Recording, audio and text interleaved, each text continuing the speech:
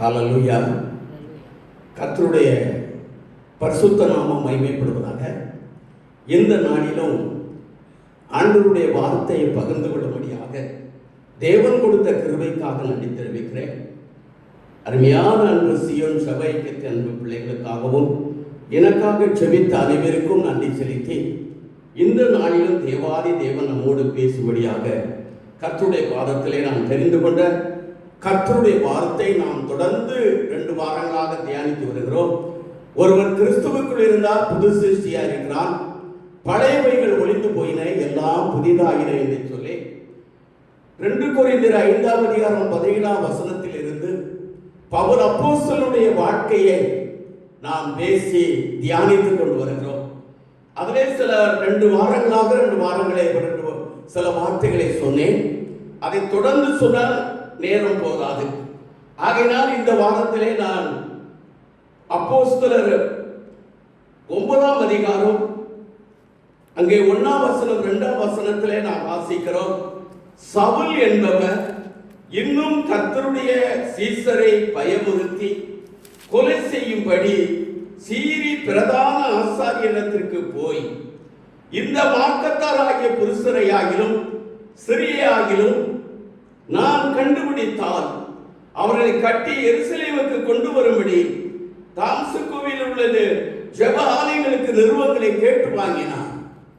தேவ பிள்ளையே, அவன் இன்னும் பவுல் மிகவும் கோபம் உள்ளவராக, எரிச்சல் உள்ளவராக, தேவ பிள்ளைகளுக்கு விரோதமாய், விசுவாசிகளுக்கு விரோதமாய், கர்த்தருடைய பிள்ளைகளுக்கு விரோதமாய், அப்பாவி ஜனங்களுக்கு விரோதமாய் இந்த பவுல் அப்போஸ்தலன் சீறி பகைந்து இந்த மார்க்காத்தரை கண்டால் அவளை கட்டி எருசலேமை கொண்டு வரும்படி போய் கொண்டிருக்கிறார். தேவ பிள்ளையே, வசனம் சொல்லுகிறது, அப்போஸ்தலர் 26ஆம் அதிகாரம் 11ஆம் வசனத்திலே நாம் வாசிக்கிறோம்.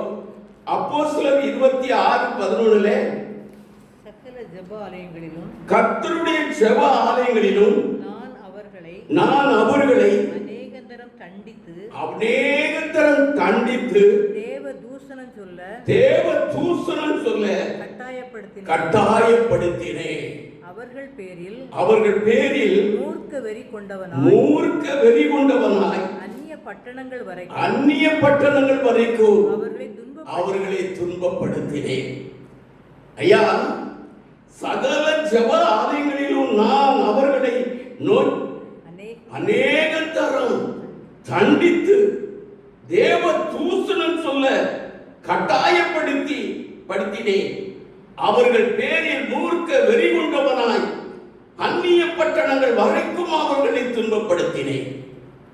இந்த பவுல் அப்போஸ்தலனுடைய வாழ்க்கை கிறிஸ்துவை அறியாததற்கு முன்பதாக ஈவிரக்கம் இல்லாத, அன்பு இல்லாத, மனிதநேயம் இல்லாத ஒரு மிருகத்தனமான ஒரு வாழ்க்கை, ஒரு பயங்கரமான ஒரு வாழ்க்கை வாழ்ந்து கொண்டிருந்த பவுல் அப்போஸ்தலனை கர்த்தர் தெரிந்து கொள்கிறார்.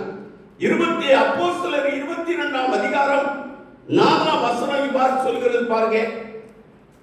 நான் இந்த மார்க்கத்தரை ஆகிய புருஷரையும் ஸ்திரீகளையும் கட்டி எருசலேமில் ஒப்புவித்து மரண பரியந்தம் அவர்களை துன்பப்படுத்தினேன். ஐயா, நான் இந்த மார்க்கத்தாராகிய புருஷரையும் ஸ்திரீகளையும் கட்டி சிறைச்சாலைகளிலே ஒப்புவித்து மரண பரியந்தம் துன்பப்படுத்தினேன். ஏன்னா சிறைச்சாலையில கொலை நடக்கிறது இப்பொழுது நாம் பார்க்கிறோம். இது ஆரம்ப காலங்களில் நடந்திருக்கிறது. அவர் என்ன சொல்கிறார்?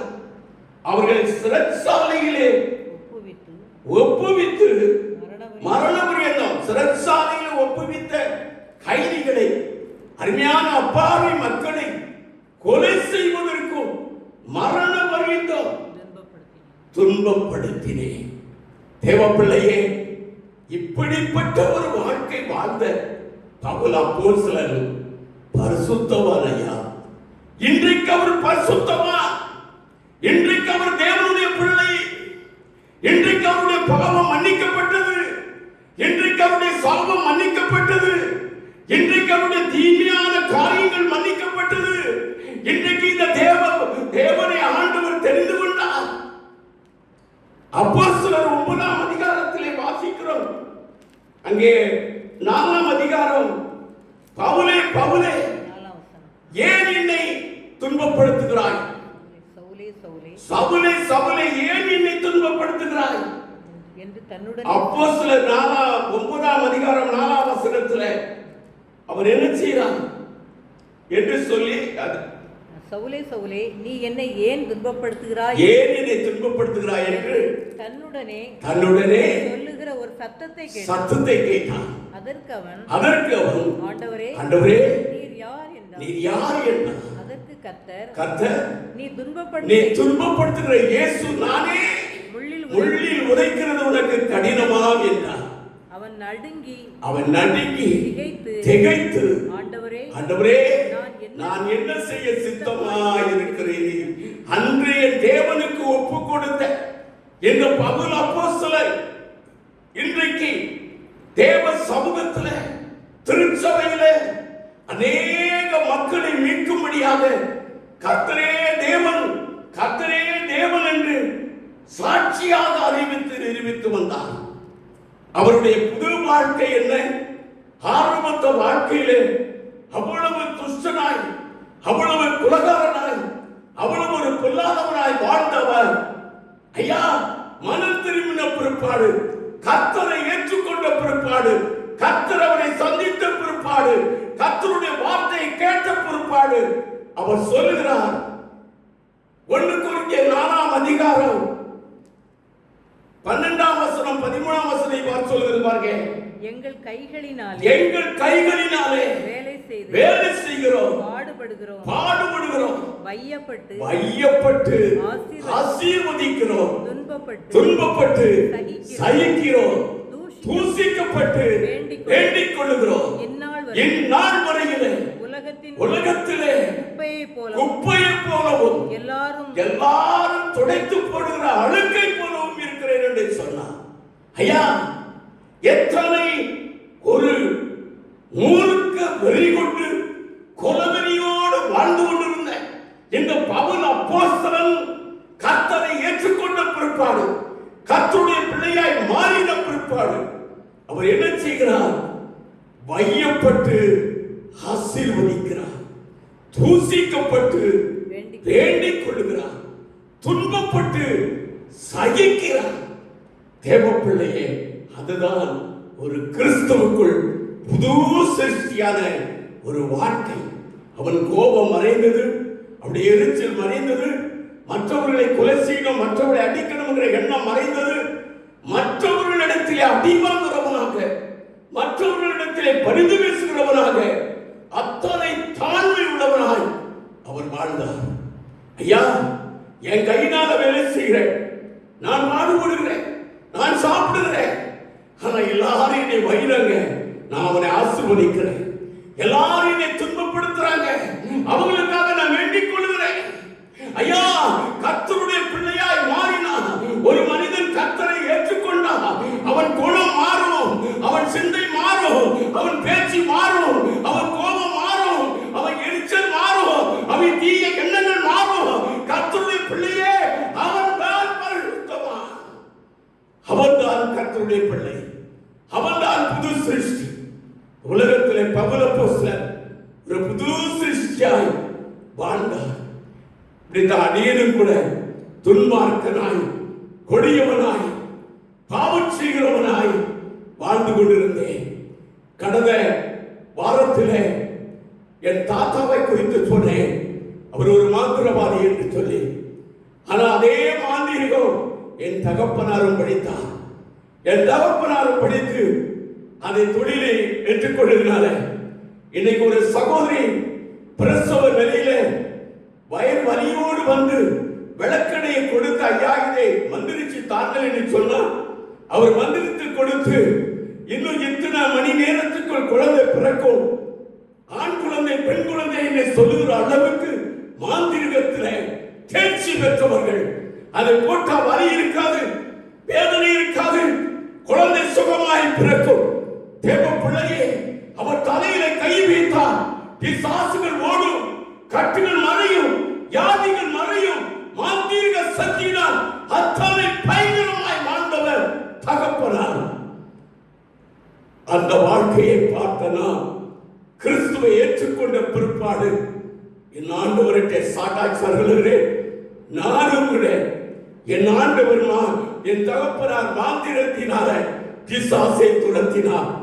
நானும் இயேசுவின் நாமத்திலே துரத்த வேண்டும் என்று சொல்லி தேவ சமூகத்திலே ஜெபித்து தேவ கிருபைகளை பெற்று தேவ பலத்தினால அநேக பிசாசுகள், அநேக வியாதிகள், அநேக கட்டுகள், அநேக ஏவுதலின் ஆவிகள் இயேசுவின் நாமத்திலே கடந்து போனது. தேவ பிள்ளையே, கர்த்தருக்குள்ள வரும்போது எந்த ஒரு பாவியும் அவரை மனம் திரும்பும் போது அவரை பரிசுத்தவனாய் மாற்றுகிறார். நான் எப்படி மனம் திரும்பினேன் என்று இன்று நான் உங்களுக்கு சாட்டா சொல்லுகிறேன். ஏனென்றால் நான் கிறிஸ்துவை அறியாதவன். நான் ஒரு வீட்டிலே ஜெபிக்கும்படி அழைக்கப்பட்டிருந்தேன். அங்கே ஜெபிக்கும்படி அந்த நிச்சயத்தை போயிருக்கும் போது கூடி ஜெபம் பண்ண ஒரு ஜெபம் பண்ணி சாப்பிடும் என்று சொல்லும் போது ஒருவருக்கும் ஜெபிக்க தெரியல. கடைசி என்ன சொன்னாங்க, எனக்கும் ஜெபிக்க தெரியல. நான் ஜெபிக்கணும், நான் கிறிஸ்தவனாகி என்ன பேசணும், நான் ஜெபம் பண்ணணும் ஆசையோடு எதிர்பார்ப்போடு பிசப்புகளா வந்து பிசப்பை கேட்டேன், ஐயா என்னால ஜெபிக்க தெரியல. அவங்க சொன்னாங்க, அனிதினமும் ஜெபிக்கிற பிசப்பு கைக்குள்ள வேலை செய்கிற உனக்கு ஜெபிக்க தெரியாவிட்டால் எங்களுக்கு எப்படி ஜெபிக்க தெரியும் சொன்னாங்க. ஐயா நான் ஜெபம் பண்ணணும், எனக்கு கற்றுத்தாக்க என்று சொன்னேன். அவங்க சொன்னாங்க, மணி ஒரு பிள்ளை அப்பா இடத்திலே அம்மா இடத்திலே உரிமையோடு தனக்கு இஷ்டமானதை கேட்கிறதே அதுதான் ஜெபம். நீயும் அதே போல ஆண்டவர்கிட்ட உனக்கு இஷ்டமானதை கேளு, அதுதான் உனக்குடைய ஜெபம் என்று சொன்னாங்க. அதுதான் தெரியல. நீங்க ஒரு பேப்பர் எழுதிட்டீங்கன்னா என் மனைவிட்ட கொடுத்து படிச்சு மனப்பாடம் பண்ணி எல்லா இடங்களிலும் ஜெபம் பண்ணுவையான்னு சொன்னேன். அப்பொழுது அவர் சிரித்துக் கொண்டு சரி என்று சொன்னாங்க. எதிர்பார்த்து கொண்டு இருந்தேன். ஒவ்வொரு நாளும் தேடினேன், ஒவ்வொரு நாளும் அவருடைய கையை எதிர்பார்த்தேன். ஒரு வாரம் கடந்து விட்டது. மீண்டும் ஞாபகப்படுத்தினேன், ஐயா நீங்க ஜெபம் எழுதி தருகிறேன் என்று சொன்னீங்களே, ஓ அதுவா, அதோ ஸ்டீவன் ஐயர் இடத்துல நான் சொன்னேன் என்று சொல்லு, அவங்க எழுதி தருவாங்க என்று சொன்னாங்க. எனக்கு அன்று மனவேதனை. இனி என்ன சொல்ல போறார்களோ, அவர்கள் எத்தனை நாள் கடத்துகிறார்களோ, இந்த ஆண்டவரை அறிந்து கொள்வதற்கு இத்தனை கஷ்டமா, இவ்வளவு வேதனைப்பட வேண்டுமா என்று சொல்லி வேதனையோடு அந்த சனிக்கிழமை மாலை ஆபத்து கிடையாது. அந்த எந்த ஆலயத்துக்குள்ளே போக மாட்டேன் என்று சொன்னேனோ, எந்த ஆலயத்துக்கு ஏதாவது எதிர்ப்பாய் பேசினோ, அந்த ஆலயத்திலே முழங்கால் படியிட்டு நான் சொன்ன வார்த்தை, நான் பாவி என்னை மன்னியும், என்னுடைய தெய்வத்தை எப்படி வணங்கணும் எனக்கு நன்றாய் தெரியும்.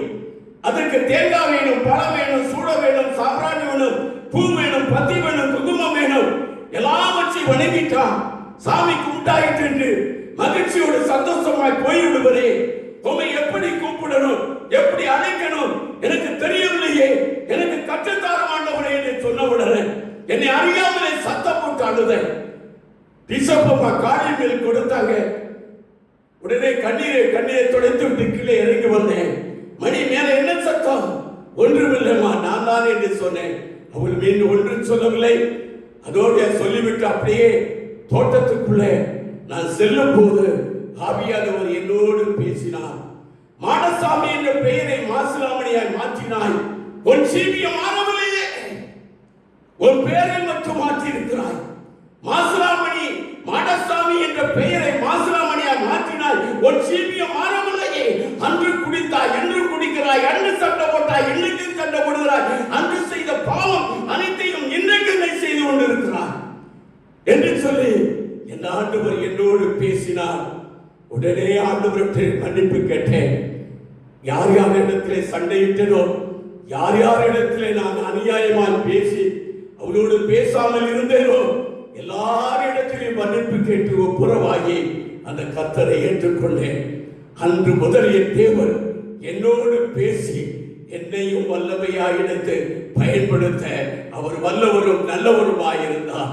தேவ பிள்ளையே, கர்த்தர் நல்லவர். இன்றைக்கு அவருக்கு சாட்சியாய், அவருக்கு மகிமையாய் என் தேவன் வாழ உதவி செய்தார். எல்லா துதிகளும் மகிமையை அவருக்கே செலுத்துகிறேன். இயேசு நாமம் மகிமைப்படுவதாக. ஆமென், ஆமென். ஆமென், ஆமென்.